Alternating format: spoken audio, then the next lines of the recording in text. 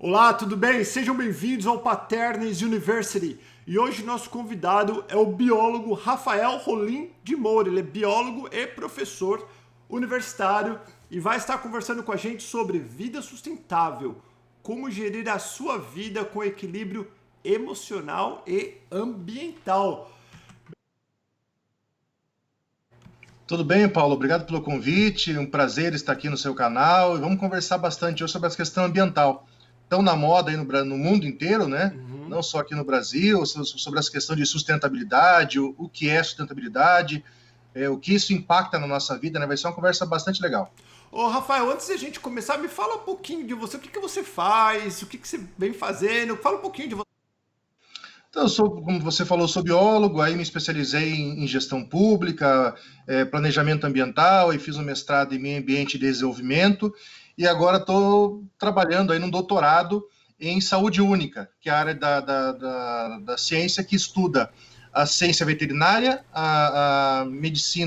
é, a medicina humana e a biologia, né? Tudo a ver com essa questão do coronavírus, desse vírus SARS-CoV-2, então essa interação, né, entre meio ambiente e nós aqui.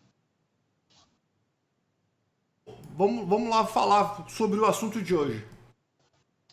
Então, Paulo, o que a gente tem que destacar é o seguinte: primeiro, entender o nosso tamanho nesse nosso planeta, né? Então, nós estamos num planeta, nossa querida Terra, aí 7,8 bilhões de habitantes, e às vezes parece que a gente quer fazer o trabalho desses 7,8 bilhões, a gente quer abraçar o mundo, né? E é um erro que a gente comete. Então, o primeiro item que a gente tem que cuidar da nossa vida é tirar essa parte antropocêntrica, né? Que nós somos o centro de tudo. Então, nós não somos o centro de nada, né? Nós somos parte de um grande contexto, e esse contexto nós, infelizmente, acabamos abandonando com o tempo. Então, veja, a nossa Terra aí tem 4,5 milhões de anos, a nossa vida como Homo sapiens do planeta, 350 mil anos. Então, primeiro entender o nosso tamanho, né? Nós somos parte de um todo. E essa parte de um todo, no meu entendimento, se desconectou com o planeta. Nós começamos a agir de maneira errada com o planeta, e aí o planeta ele tem uma reação também conosco que nos tem causado alguns traumas, né? Você vê, hoje discute-se muito a questão do aquecimento global, a questão das mudanças climáticas, e isso já tem causado efeito na nossa vida, no nosso equilíbrio mental, no nosso equilíbrio emocional. Hoje as pessoas, hoje vivemos, né, numa grande pandemia mundial, ninguém esperava passar por isso.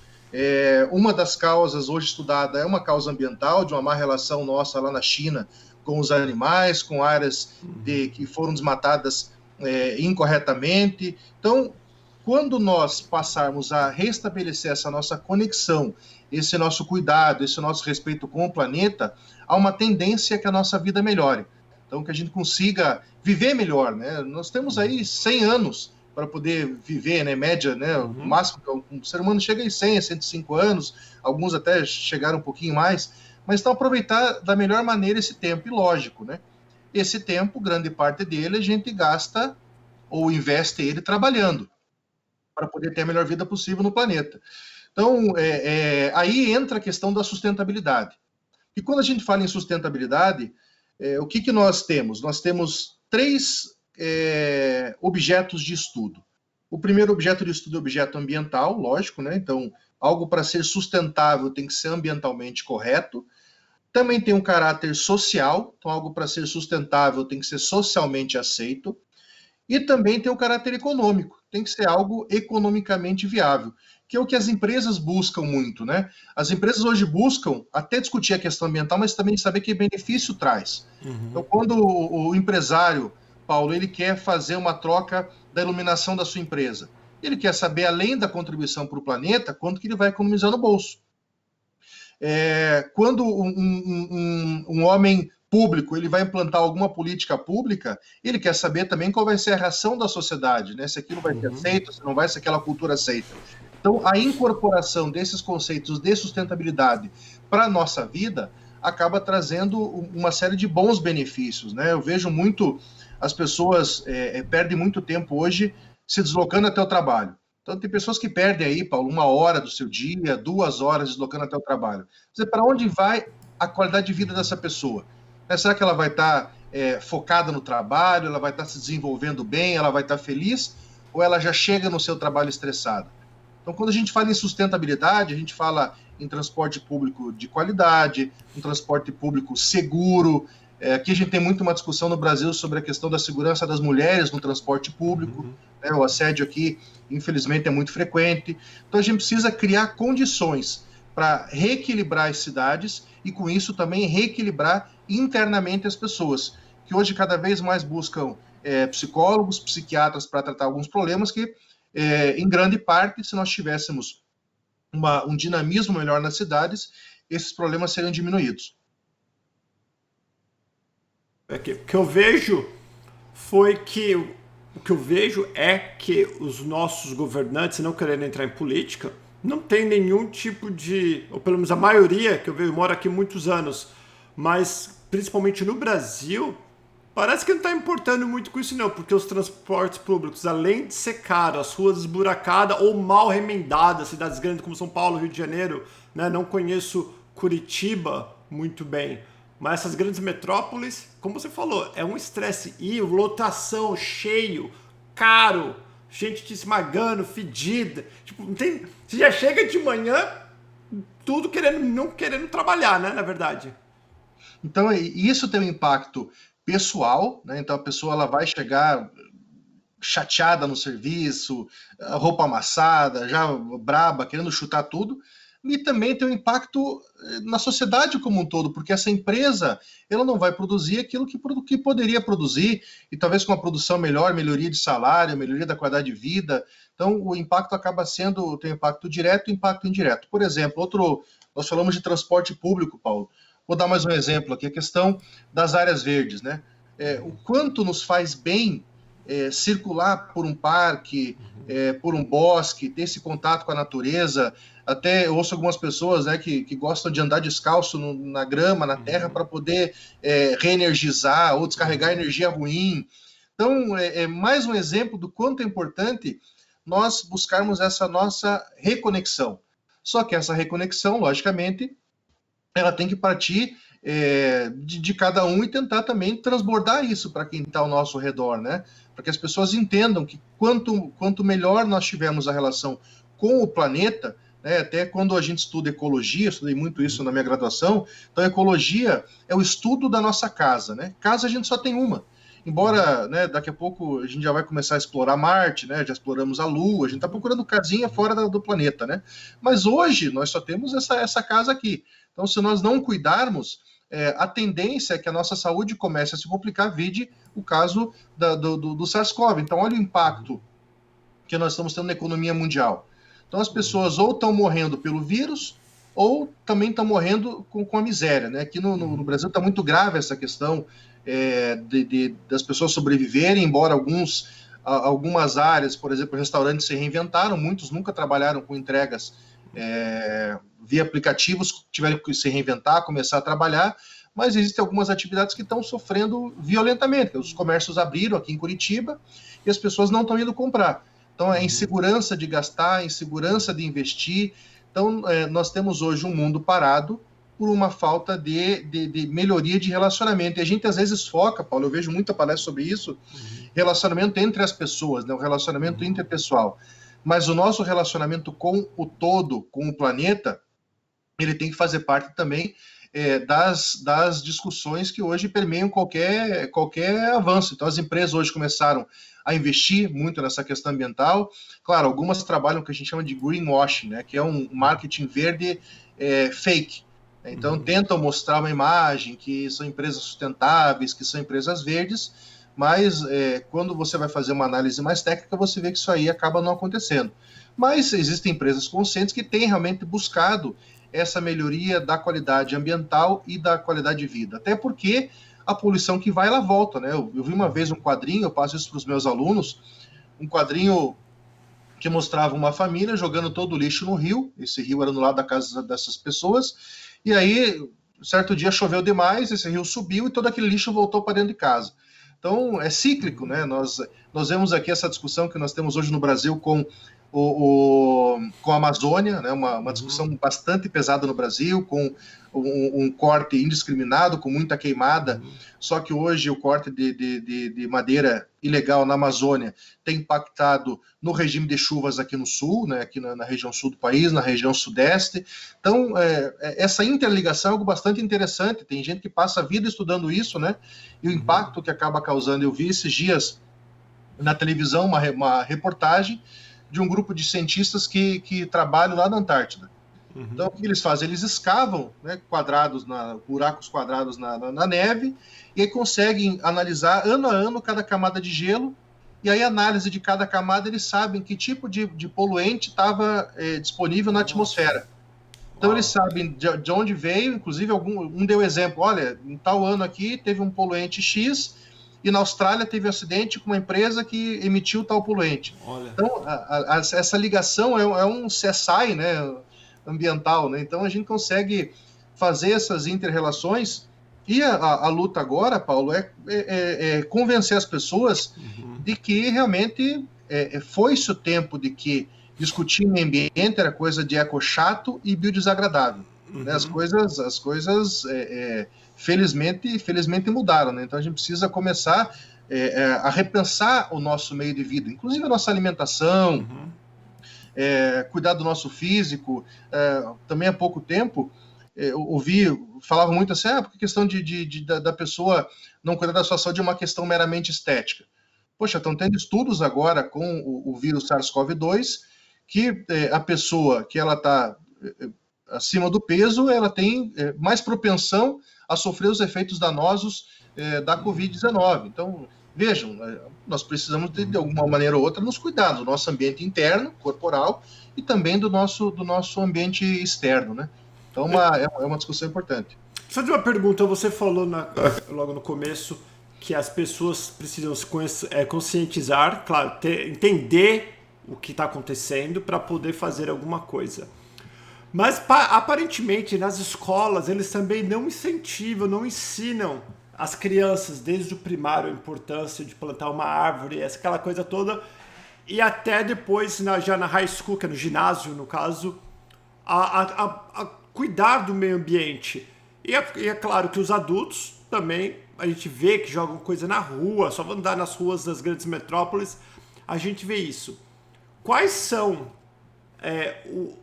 as consequências que isso vai ter agora em um período curto, como nós já estamos tendo a respeito do Covid, que você mencionou, mas em relação ao lixo, principalmente. A comida a gente sabe, engorda e tem várias doenças que vêm, mas as pessoas acham que a poluição e jogar o lixo na rua não atinge elas direta, e elas estão erradas. Você deu o exemplo da enchente, né, que nós temos bastantes enchentes, mas a pessoa fala, mas eu não moro na enchente.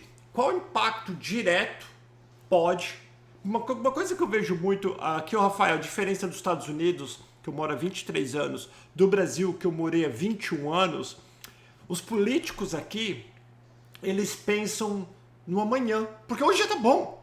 Então, tudo que eles fazem é pro futuro, é pros meus filhos, pros meus netos, porque daqui até meus filhos crescerem, os Estados Unidos está maravilhoso, não tem muito o que fazer. Então, tudo que é feito por uma geração na frente, eles pensam muito no futuro.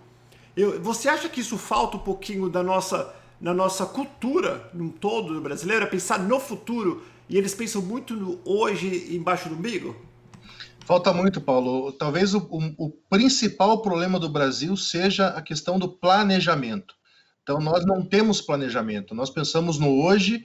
As medidas que diversos políticos tomam são medidas meramente pensando em eleição e não pensando daqui a 50 anos como vai estar a cidade, como vai estar o país. Então, aqui em Curitiba, vou dar um exemplo, questão do lixo, né? Na década de 80, nós tivemos aqui uma campanha muito forte de separação de lixo. Foi a primeira capital do Brasil com coleta seletiva. Então, na época, o prefeito era o Jaime Lerner, depois até virou governador, e o Jaime, então, implantou dias diferenciados do caminhão da coleta seletiva, né, do lixo reciclável, do resíduo reciclável, e dias diferenciados para coletar o resíduo comum. Ao passar do tempo, foram criadas cooperativas de catadores de materiais recicláveis. Então, aquelas pessoas em situações de vulnerabilidade, que catavam lixo porta a porta, passaram então a ter um local, né, são mais de 40 hoje em Curitiba, para poder receber esse resíduo reciclável, fazer a separação, vender e oferir lucro com isso, né? Mas isso começou com as crianças. Então, campanha nas escolas. Então, as crianças aqui em Curitiba cresceram com essa cultura da importância de separar o lixo em casa e pegavam muito no pé dos seus pais, Paulo.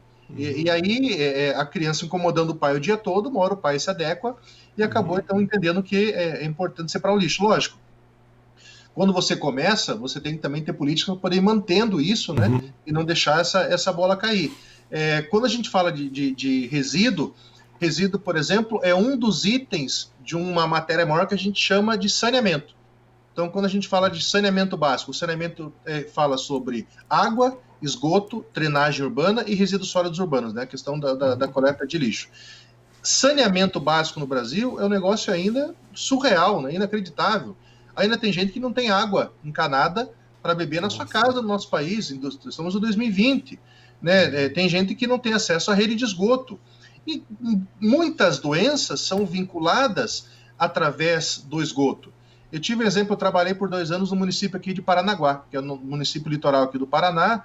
O maior porto ganeleiro da América Latina fica ali em Paranaguá, o Porto Dom Pedro II. Inclusive, Paranaguá fez aniversário ontem, 372 anos. Uau! E aí, Paranaguá tem um problema muito grave ainda com a dengue. E qual que é a origem desse problema?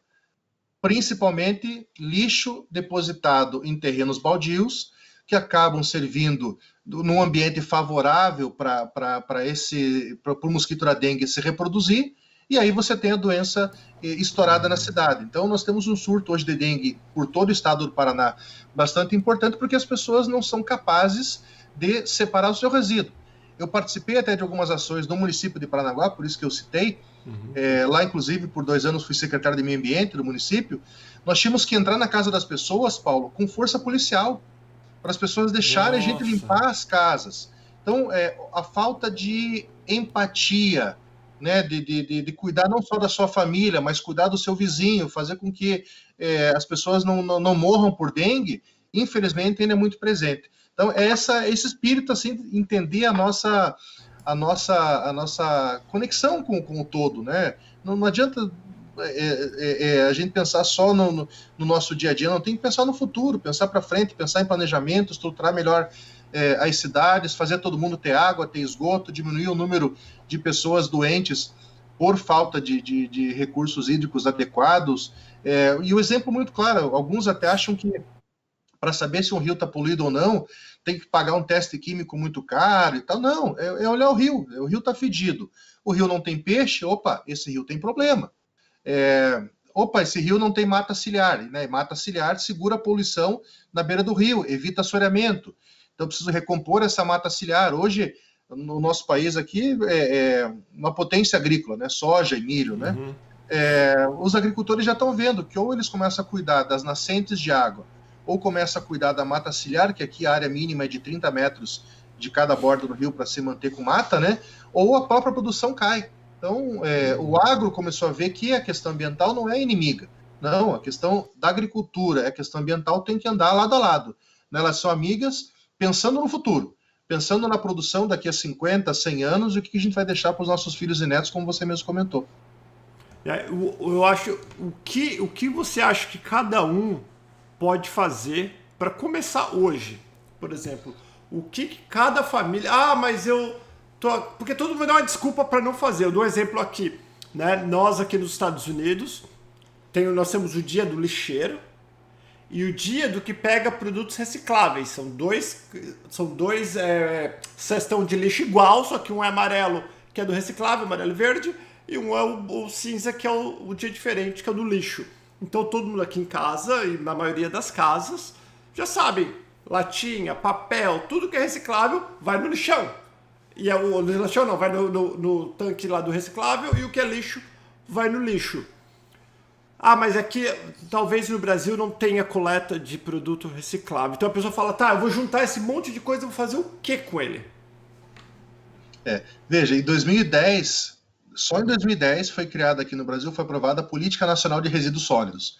Então essa política obrigou todo mundo a separar o seu resíduo em casa, obriga os fabricantes a trabalhar com o que a gente chama de logística reversa. Então, se eu fabrico uma televisão, eu tenho que acompanhar o ciclo dela até ela deixar de funcionar e fazer a reciclagem disso, a questão da inclusão dos catadores. Então, a gente começou só em 2010 ter uma lei que cobrasse isso. Grande parte dos municípios, pelo menos os grandes do Brasil, acima de 100 mil habitantes, eles já possuem coleta seletiva. Até porque aqui nós temos um Ministério Público muito atuante, e se o prefeito não implantar, o CPF dele que vai ter problema, né? O rapaz vai se incomodar a vida inteira. Então, quando vai no CPF, a pessoa se incomoda. E o que pode fazer, então, na nossa casa, né, Paulo? A tua pergunta é muito importante. Primeiro, lição número 1 é começar a separar o resíduo. Isso é fácil de fazer, todo mundo consegue, não é difícil. Ah, mas eu tenho dificuldade em separar o metal, o plástico. Então, separe em seco e molhado. Então, é como vocês têm aí. Então, um momento do seco, um momento do molhado. E nós ainda temos aqui na América uma folga. Porque no Japão, por exemplo, existem os pontos de entrega de resíduos. Então, você tem que caminhar uma quadra e meia, para levar até o local adequado, certo dia, o seu resíduo. Nós ainda temos aqui uma data, né, um horário que a gente coloca na frente da casa e vem a mágica.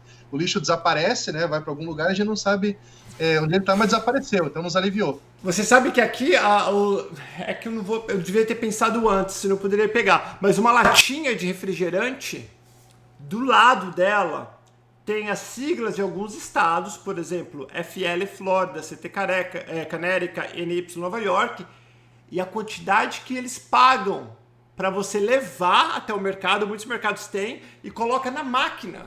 E a máquina tritura. Então, por exemplo, eu sei que eu vou ganhar 5 centavos por latinha. Então, eu sei que eu vou usar 1 milhão de latinha, numa família que toma refrigerante, eles podem depois guardar essa latinha, leva até essa máquina que tem no supermercado, coloca a máquina, moe, faz o que for, pega o ticket e troca por dinheiro. Então, uma pessoa comum, não precisa ser um catador de lixo. Eles facilitam para uma pessoa comum a ganhar dinheiro. Água, por exemplo, aqui, aqueles galões de água que o pessoal que quer comprar água, você tem lugar no mercado, por $1 você enche uma garrafa de 5 galões. 5 galões é 3 vezes 5, 15. Tem quase 20 litros de água por $1,50, como se fosse R$1,50 por natural. Então aqui eles incentivam e facilitam para que seja vantajoso eu cuidar do meio ambiente. Mesmo que eu não quero, seria burrice minha não fazer. Você entendeu? Que é uma coisa muito legal que poderia ser implantado no Brasil, que é um país mais pobre do que os Estados Unidos, que as pessoas iriam se beneficiar muito mais, talvez, se tivesse algum sistema parecido. Mas porque não ganha voz? Tipo assim, eu tô falando muito de política porque eu não sei, eu não moro no Brasil. É uma mistura da cultura, cabeça de ovo, que o povo é egoísta e é o que vem fazendo por gerações atrás, ou falta de incentivo das empresas ou governo, sei lá de quem? Eu acho que é uma transição, Paulo. O Brasil está acordando agora para a importância ambiental, sabe? A gente está agora despertando que realmente não cuidar do meio ambiente está nos causando traumas terríveis. Eu vou exemplificando aqui aqui em Curitiba, com toda a nossa preocupação ambiental, né? São 29 municípios na Grande Curitiba. Nós estamos passando por um período de estiagem, de seca muito grande. É a pior seca dos últimos 100 anos aqui na região de Curitiba. Então, a cada 5 dias falta água, a cada 5 dias falta quase 2. Então, as pessoas hoje estão começando a economizar, estão começando a guardar água para poder... Eu vejo aqui na minha casa, eu tenho um galão de 20 litros de água para poder lavar louça quando não tem água. Passei a ter balde de água no chuveiro, enquanto a água não esquenta, eu guardo aquela água para poder usar na descarga. Então, na marra, na dor, a gente está tendo que aprender o valor disso, e aí vem a surpresa, a conta de água vem mais baixa. Então, a gente consegue transformar, é o que vocês fazem aí, vocês levam a latinha, vocês levam o vidro, vocês trocam isso por dinheiro, monetarizou ou melhor, convenceu a população que realmente, se ela não levar a latinha lá, é uma estupidez, porque ela vai ganhar um dinheiro, ela vai ajudar o meio ambiente, é um benefício duplo para o bolso e para o planeta. Então, o que a Exato. gente vive hoje no Brasil é uma transição, Paulo, disso. É uma transição de realmente sair desse mundo egoísta. A gente está começando a... diziam que no Brasil o nosso mal era que nós não tínhamos furacão, nós não tínhamos tsunami, o nosso mal aqui era política. A gente está vendo que agora começou a aparecer tufão, começou a aparecer furacão, começou a aparecer tremor de terra já. Então, assim, o planeta está mudando.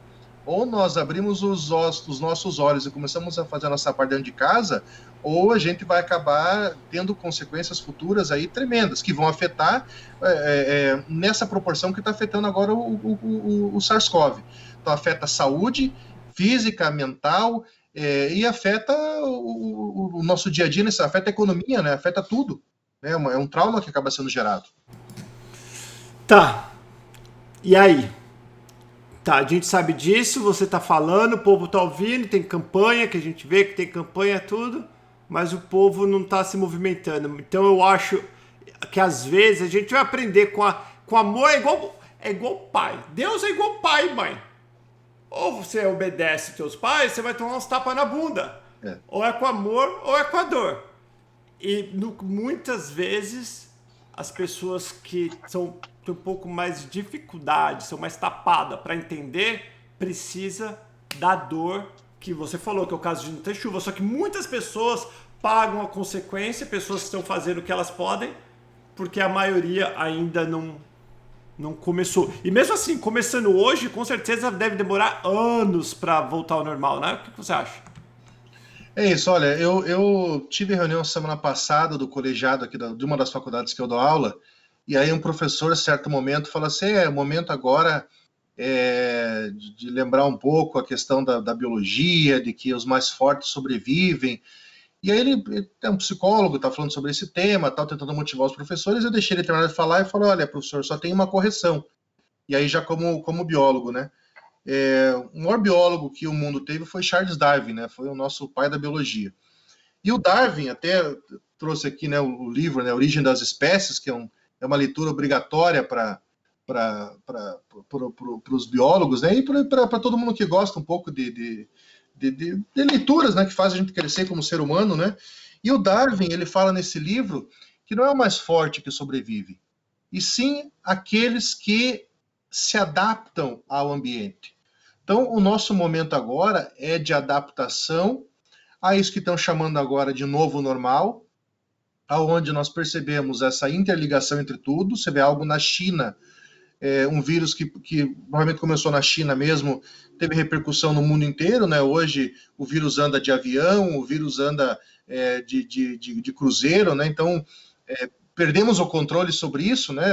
As outras pragas eram mais difíceis de chegar no planeta todo, né? Então, hoje uma pandemia, ela rapidamente toma conta do mundo inteiro. E a nossa fase, então, é a fase de seguir Darwin, né?